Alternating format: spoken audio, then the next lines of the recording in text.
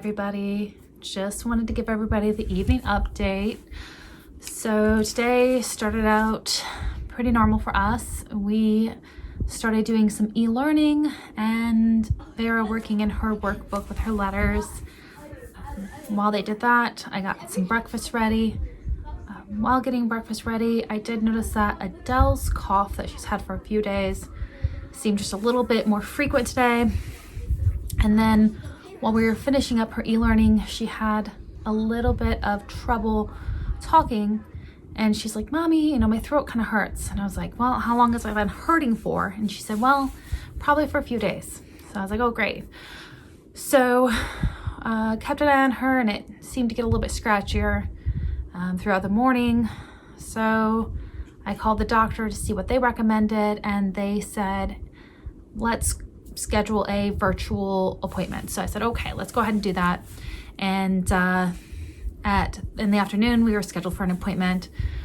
So in the meantime, we went about our day, baked some cookies and brownies, did some fractions with those. She had a lot of fun doing that and learning fractions through real world applications, and a fun way to learn by eating cookies and brownies.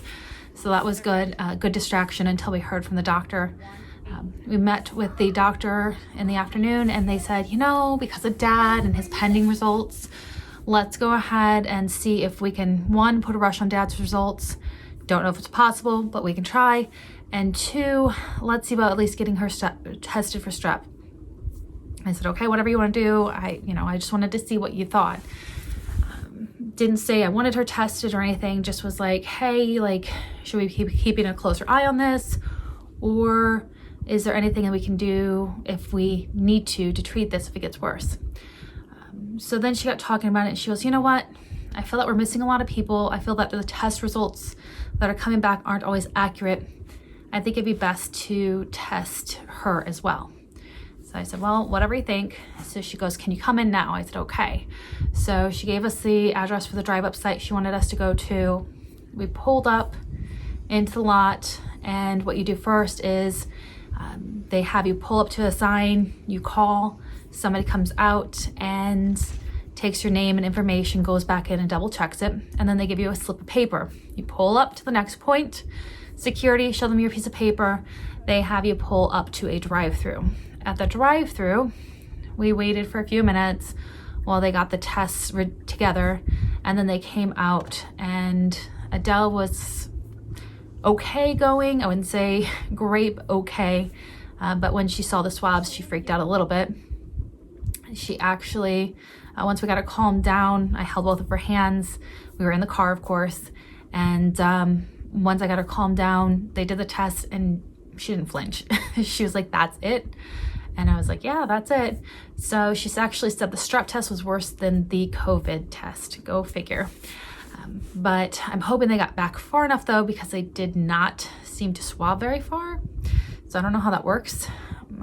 But at least we got that out of the way. So by the time we got home, though, surprisingly, her symptoms had gotten better.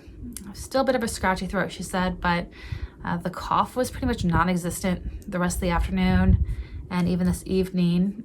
And really just a scratchy throat and an occasional headache.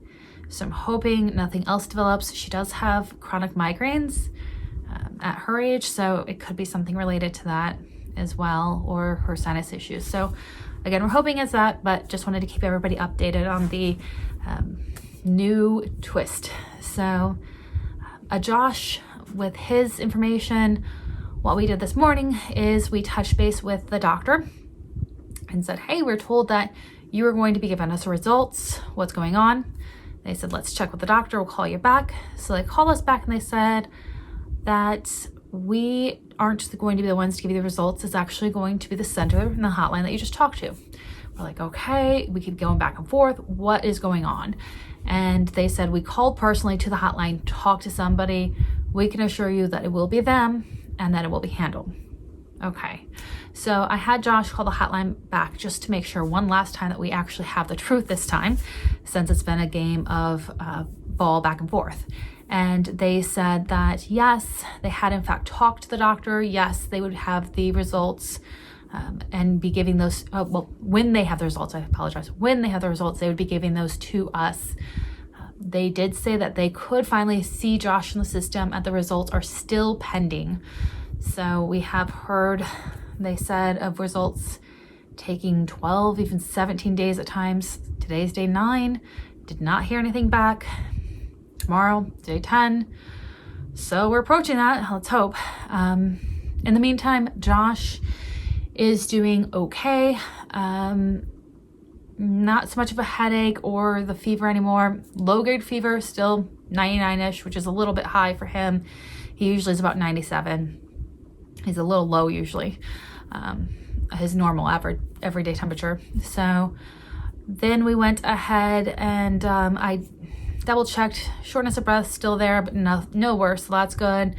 His cough was a little bit worse this morning though, and was not real deep, but still concerning that it was getting more frequent. So I went ahead and gave him a breathing treatment. He's doing a lot better since that. So let's hope that that works. And if need be, I'll give him one more before bed tonight. So we got him on the right track now. So I just wanted to update everybody, let you know what's going on. And again, we promise to keep you guys updated as we hear anything. You guys have a good night.